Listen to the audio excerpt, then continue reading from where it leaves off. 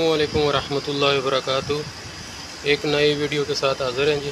ये कुछ दिनों पहले मैंने एक वीडियो अपलोड की थी कि ये वॉशिंग मशीन है, इसका मैंने मोटर भी चेंज किया, इसकी बेल्ट भी, इसका ये सारा कुछ, यानी इसका ये देखते हैं गियर बॉक्स भी चेंज किया।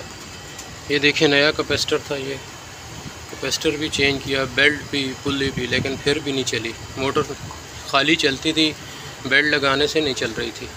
अभी भी मैं आपको बताता हूँ, इसको देखें, ये देखें, अभी मैंने इसको ऑन किया हुआ, आवाज़ आ रही है लेकिन ये चल नहीं रही है।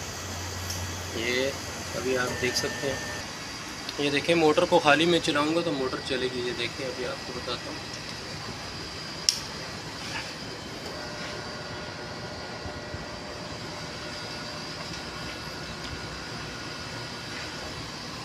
तो ये अभी मसला इसका ये आ रहा था, ये देखें, खाली मैंने चलाया इसको, ये मोटर आपको नज़र आ रही है चलती हुई। तो ये मोटर चल रही है। अभी इसका मसला जो आ रहा है ना, मैं आपको बताता हूँ। ये देखें, इसके स्क्रू लगे हुए हैं, ये बेल्ट को लूज़ और टाइट करने के लिए, ये दूसरा और ये तीसरा। मैं इसको बंद करता हूँ मोटर। ये ना, ये असल में अनबैलेंस हो गई है इसकी जगह। ये जिस जगह थी ना, अंदर से ये टूट के क्रैक हो गई है अंदर से, जिसकी वजह से ये अनबैलेंस हो गई है।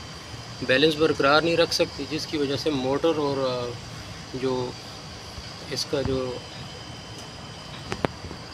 इसका गियर बॉक्स है मोटर के साथ जो कनेक्ट हो रहा है, उसमें जो है ना आपस में बेल्ट और इसका जो है ना आपस में, यानी कि बिल्कुल तवाज़ुन बरकरार नहीं हो रहा है, अनबैलेंस हो रहा है।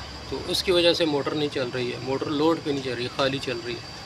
तो ये अभी इसके लिए ये है कि ये देखें, सारी प्लास्टिक बॉडी है, तो ये अभी इसके लिए ये स्क्रैप ही है, ये सारा कुछ ख़त्म हो गया इसका।